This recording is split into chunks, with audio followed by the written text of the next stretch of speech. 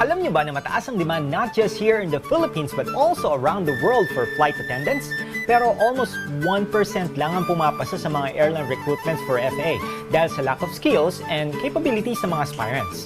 That is why Dr. Helen O. Mogan, a former flight attendant, took the opportunity and put up a training school that would help fellow Filipinos and FA aspirants as well. Wings Institute of Global Careers Incorporated is the first and only TESDA-accredited training center for flight cabin crew courses in the Philippines. It guides and prepares flight attendant aspirants through their courses, which includes aviation English, image enhancement, basic airline theories, passenger service, and interview success. When I retired in 1997, I immediately taught in universities and colleges. And I saw the demand also for the growing, flight attendant population all over the world. And my friends in the airline industry would tell me, oh, Helen, there are very few passers. And we really need to educate people on how to become a flight attendant. So I was still a flight attendant, and I conceived the idea of putting up a school for flight attendants. I put this school so that I will be able to graduate more flight attendants. I want the Philippines to be a spot, the hub for the flight attendants all over the world. When you have this kind of employment, even if contractual, the economic benefit will be higher. This is good for our country. This is good for every individual who would pursue this profession.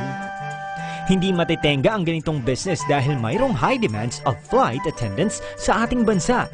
Kaso, mayroon ding high rate of rejections dahil sa kawalan ng sapat na trainings. When you see in the newspaper that a certain airline is buying or ordering airplanes, they need flight attendants. We have what we call the OCAR, the crew complement of the airplane. If the airplane is big, like they will need 11 times 3. That's the number of operational crew that they need. So if you're buying a 100 aircraft from Airbus or from other companies, then you would have to do the numbers.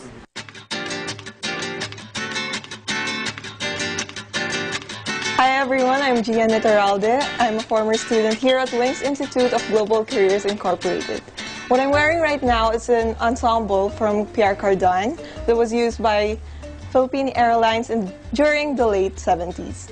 This uniform was acquired by Wings to showcase in their flight cabin crew museum. I gained more confidence. It made me feel like I have an edge among the other applicants. I've learned more here in Wings than I learned in college. It was one-on-one sessions, so they were more focused with me and how to improve on my personality, my looks, everything.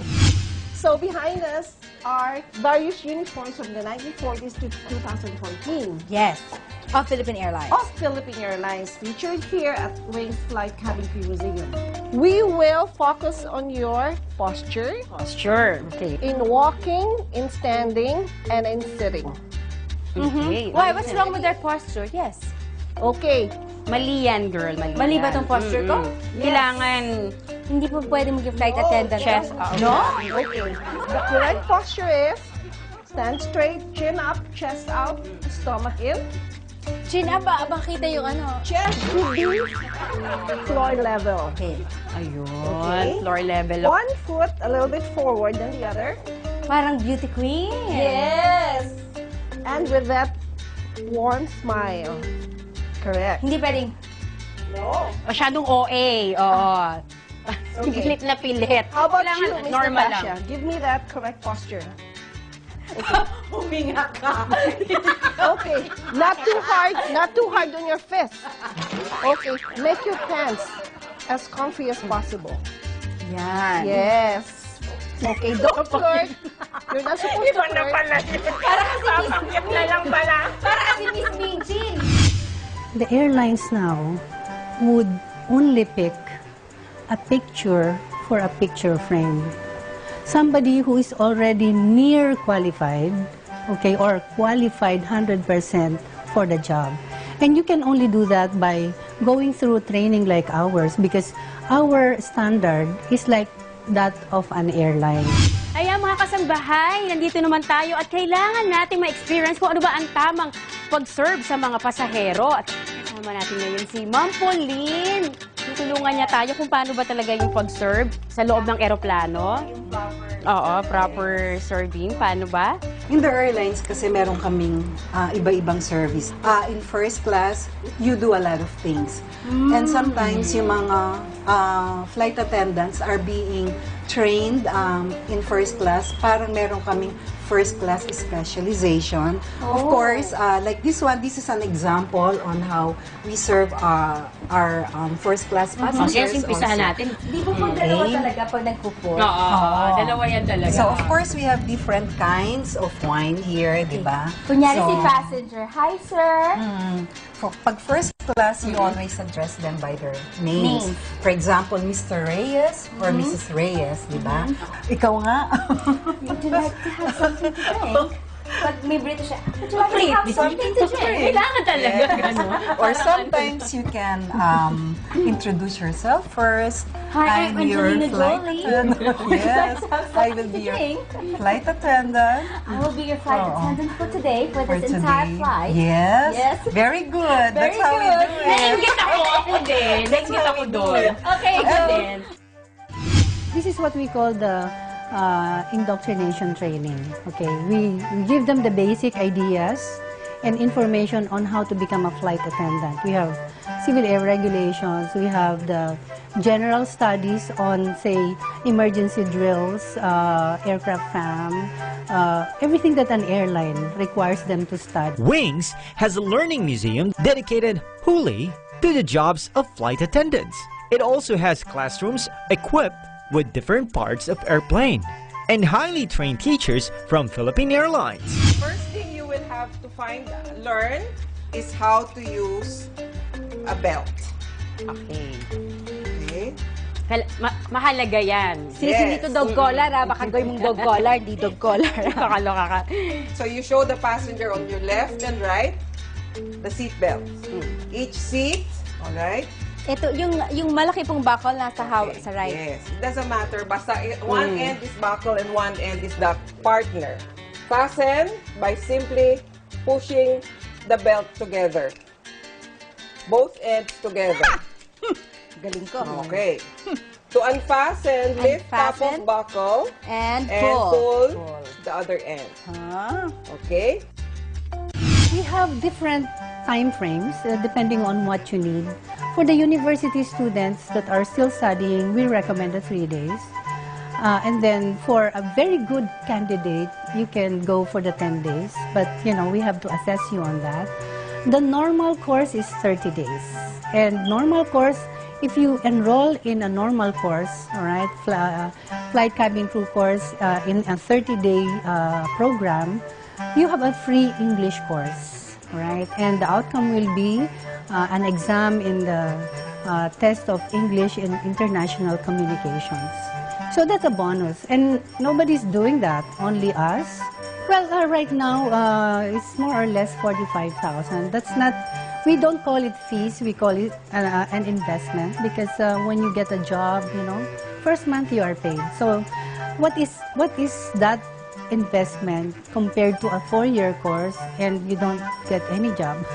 Here you invest time, 30 days, and if we find you a job after 1 month, you know, you will be able to pay your parents or whoever paid for that, your investment. So your ROI in the end will become very high if you invest on this training program. My study, there is really a need to train and educate people who want to become flight attendants, so that when they are going to become flight attendants, they are prepared for the job, for the training, for the job.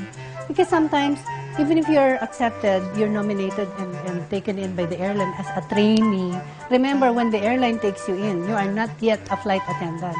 it takes time to, before you graduate as a flight attendant. I have paid back whatever society has given me.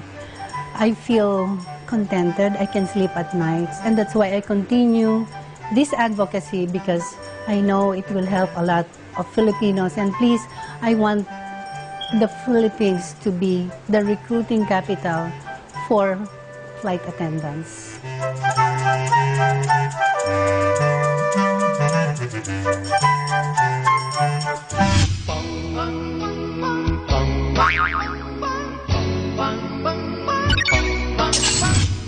Uy, dami ko natutunan. Diba, hindi lang businesses, pati syempre yung skills, kumbaga, nadagdagan.